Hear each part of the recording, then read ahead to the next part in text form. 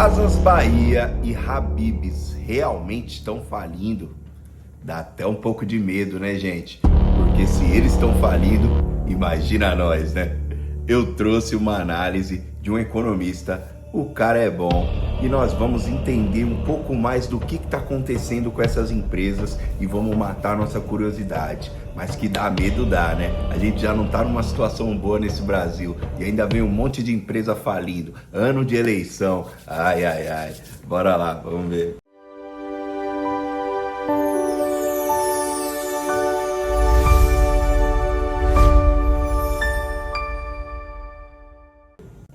Esse aqui é o cara. Vou deixar o nome dele aqui. Vamos lá no canal dele e dar uma atenção para ele, que ele é bom demais.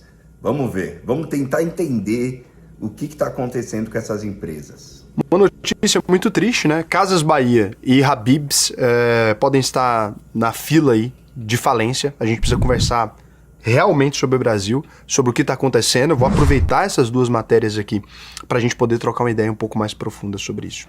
Então vamos lá? Bom, olha o que a gente tem aqui, né?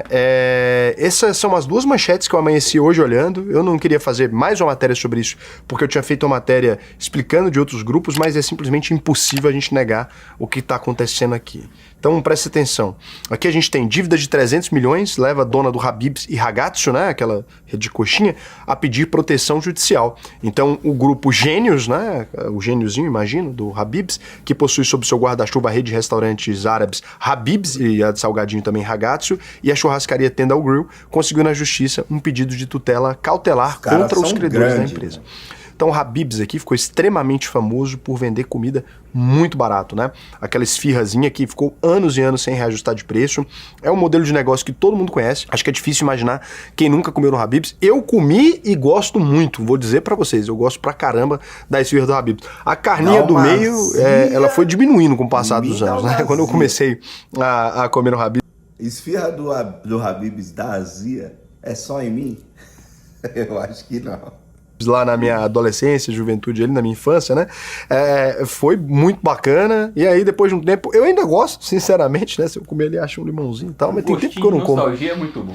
Tem tempo que eu não como. Eu acho delicioso o temperinho deles ali, acho realmente um produto muito bacana. E, cara, quando você era adolescente, era uma maravilha, né? Você ia com a gatinha no cinema, você não tinha um puto no bolso, você passava no Habib's, ele resolveu o seu problema. Comida dentro de shopping, pelo preço que o Habib's vendia, cara, isso aí não existe, tá?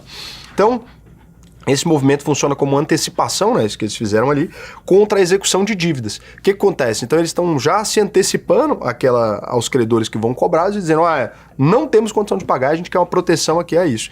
Então, isso costuma anteceder o pedido de recuperação judicial ali de uma empresa, né, quando ela decide fazer um planejamento de recuperação judicial. Ou seja, a empresa admite que não vai conseguir pagar as dívidas dela ali. Olha, eu vou falar para vocês uma coisa. Quase todas as empresas grandes do Brasil, elas têm dívida, elas operam com capital de terceiro. O que aconteceu? O que é um problema muito sério? Lá durante o período da pandemia, né, na saída da pandemia, na ressaca da pandemia de 2020, o Paulo Guedes, na época, era nosso ministro da Fazenda, junto do presidente do Banco Central, eles apresentaram um planejamento que reduziu a nossa taxa básica de juros para 2% ao ano, que era abaixo até da inflação naquele período. O que acontece é que de lá para cá, a gente teve a inflação subindo muito forte e a gente teve que aumentar muito a taxa de juros. Então, naquele período, abaixou demais a taxa de juros para salvar as empresas, para elas não quebrarem. Elas tomaram crédito para continuar existindo e ali elas empolgaram com aquele crédito barato. Só que na prática, agora a nossa taxa de juros está em 14. Então, isso aqui foi um dos grandes problemas, isso aqui afetou muito, porque agora, aquele cara que tomou a dívida, né, que estava 2 vezes o CDI ali, por exemplo, essa taxa de 2% que estava lá, a taxa Selic, agora a gente está com essa dívida quanto? 28. Então, seria uma dívida impagável. É claro que não é isso especificamente, né? Não é 28 exato. Cada um pode ter tomado a 140%, 150% do CDI. Então deu uma flincada e os comerciantes brasileiros, naquela época, desesperados, sem clientes, tomaram esse empréstimo. Muitos tomaram esse empréstimo e depois cresceu e foi um problema. Aí veio outro problema. A gente teve uma mudança que favoreceu pedir recuperação judicial. Ficou mais fácil um pouquinho, para salvar as empresas. Nada de errado com isso, tá? Para salvar realmente as empresas. Mas aí muito mais empresas estão pedindo recuperação judicial do que pediam antes. Então, dois problemas que se agravaram, dois problemas que a gente vem de um carrego ali, né? A economia brasileira também não anda lá essas maravilhas das pernas, a gente teve muitos problemas de conflitos internacionais, a gente teve problemas internos também, de gasto interno do país, político gastando demais, não deu para baixar a taxa de juros, a gente está coletando isso aqui. O empresário brasileiro, ele está gargalado, ele não consegue mais, né? Principalmente essas empresas que operavam muito alavancadas. Ou seja, essas empresas que tinham 300 milhões, 200 milhões em dívida, olha a taxa que está crescendo, né? Imagina, se o próprio país está com dificuldade, porque a taxa de juros está alta, imagina essas empresas. Então, esse é o primeiro cenário aqui, né? É lógico, eu não estou aqui isentando também má administração que pode acontecer. Não estou dizendo, tá, que não teve isso. Estou falando do panorama geral, né? E a gente teve um outro problema também, que quase ninguém tem coragem de falar na internet para não arrumar inimizade, mas a gente teve o problema da fraude das Americanas. O que tem a ver a fraude das Americanas com o Habib's? Pessoal, se eu vou lá, né, fraudo os números da minha empresa e dou um calote no sistema financeiro, todos os bancos que emprestaram dinheiro ali tomaram um calote. Esse negócio da Americanas explodiu, depois ninguém falou mais nada, é verdade. Por quê, né? Você concorda que esses bancos agora, para emprestar dinheiro novo para essas empresas rolarem essas dívidas delas, eles vão ficar mais cautelosos? Ou não? Você é um agiota, você tem 1 milhão para emprestar. Um cliente te deu um calote, cliente grande, bom, considerado foda, te deu um calote de 300 milhões. Você continua emprestando dinheiro do mesmo jeito que você emprestava antes ou você muda a régua do jeito que você empresta dinheiro? A régua do Brasil mudou. É por isso que a gente precisa responsabilizar quem comete crime financeiro. Essa pessoa afeta toda a cadeia. Eu digo, quem comete crime financeiro é vagabundo igual qualquer outro. Esse papo de assim, ó, tem que prender, bandido a gente tem que prender. Bom, tem que prender também quem comete crime financeiro. Não tem essa. Crime de colarinho branco não deveria ser, né, da forma como é no Brasil, levado pouquíssimo a sério. O Brasil não leva a sério crime financeiro que afeta a vida de todos nós, não afeta a vida de um só, tá? Então essa dívida... E, ó, muito mais dinheiro que rola, né? O cara que vai roubar uma moto e o cara que rouba milhões ali de colarinho branco. Entendeu? Ainda rouba muito mais da população. Os investidores de Americanas tomaram ferro, os bancos tomaram ferro, os investidores dos bancos, portanto, tomaram ferro. Todo o sistema financeiro nacional, qualquer investidor, qualquer pessoa que participa disso, agora é visto com maus olhos por causa desses vagabundos. E detalhe, não tem gente presa em número suficiente ainda. Deveria ter muito mais gente presa do que teve, né? Concordo. E com o dinheiro devolvido. Concordo. Então esse é um ponto importante. Uma lei brasileira, vocês sabem como é. Descobrir o negócio, foi investigar depois de 2 anos. Loucura, né? Então, as dívidas da empresa, segundo a decisão, são de 312,41 milhões.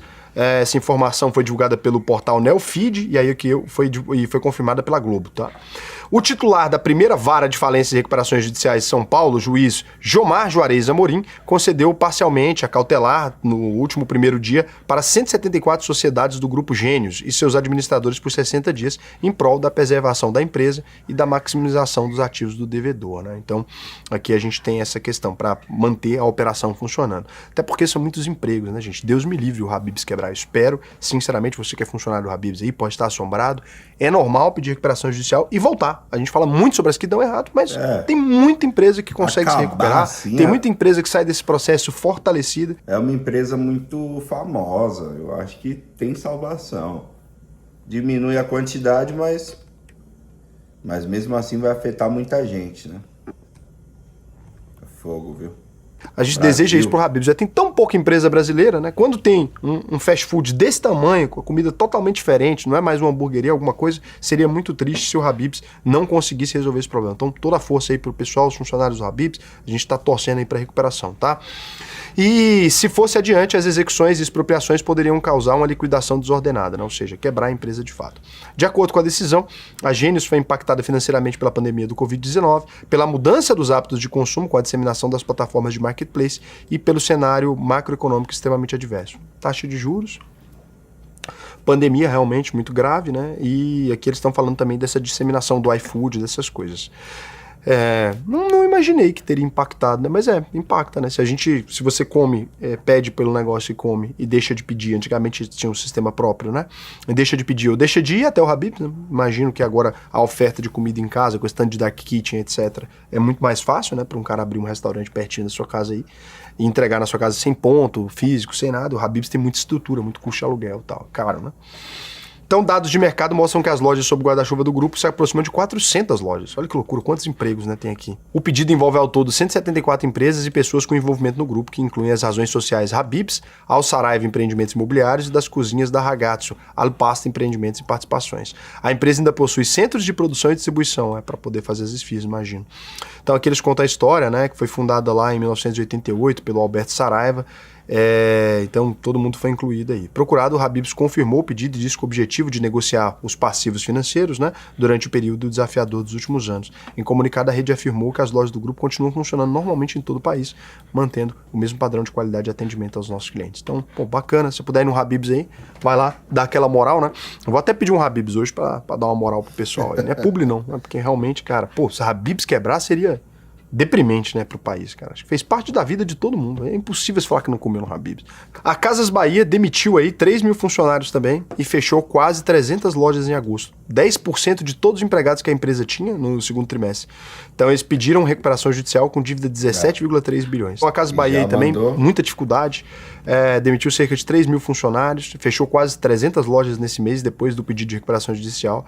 Aqui foi... Isso é o pior, né, gente? Demitir as pessoas. Às vezes o cara dedica anos à empresa e acaba nisso aí. Por isso tem que empreender. O processo foi protocolado na noite de domingo também, no Juízo de Falência e Recuperações Judiciais do Foro Central Civil de São Paulo. O grupo tem 17,3 bilhões em dívida, muito maior, né, que o Habib's. A dívida do Habib's você vê que é até resolvível, né? Para uma empresa do tamanho do Habib's, 300 milhões de dívida é pouca coisa. O corte e o enxugamento dos pontos de venda fazem parte da reestruturação da empresa com o objetivo de reduzir custos operacionais. Os 3 mil funcionários representam 10% do total de empregados que o grupo tinha no fim de junho, segundo dados do balanço financeiro do segundo trimestre, divulgado na madrugada de domingo, após adiamentos. A empresa tinha 30.117 colaboradores naquele mês. A viabilidade econômica do Grupo Casas Bahia é cristalina e está sendo endereçada a partir de diversas frentes de reestruturação. Dentre elas, né, dentre as diferentes formas que eles dizem aqui que dá para reestruturar, essa redução dos custos operacionais a partir da demissão de cerca de 3 mil funcionários e o fechamento de quase 300 lojas no presente mês de agosto. Ou seja, enxugando melhor as lojas, deve estar trabalhando melhor um omnichannel, né, para poder fazer entrega mais focada, diminui o custo com funcionário, diminui o custo com aluguel. O caso das Casas Bahia, para mim, é diferente do caso do Habib's. O caso das Casas Bahia é por conta da internet. Hoje em dia você compra tudo pela internet, Casas Bahia é carinho as coisas. Então, o Habib's é comida. Casas Bahia eu acho que quebra, viu? Eu acho que quebra. Tá difícil para essas lojas aí de departamento, hein? Internet tá quebrando, igual loja de roupa. Ao pedir proteção judicial, a empresa busca proteção contra a cobrança e dívida dos credores. Se aprovada, a cobrança e o pagamento de débitos ficam suspensos por 180 dias, eles ganham esse prazo para pagar, né, de 180 dias, e pode ser prorrogado por mais 180. A ideia... E é isso aí, galera. Será que vai falir Habib's? Será que vai falir as Casas Bahia? Na minha opinião, as Casas Bahia vai pra vala. O Habib's eu acho que não. Habib's eu acho que vai diminuir a operação ali e vai resolver. Agora Casas Bahia, 12 bilhões é muito dinheiro. E você, o que você acha? Se você manja um pouco mais, deixa um comentário aí e vamos acompanhar o que vai acontecer aí, tanto com a Casas Bahia quanto com a Habib's, que pra mim marcaram minha infância, minha vida, né? Sempre foram as maiores aí do mercado. Tamo junto, até o próximo vídeo.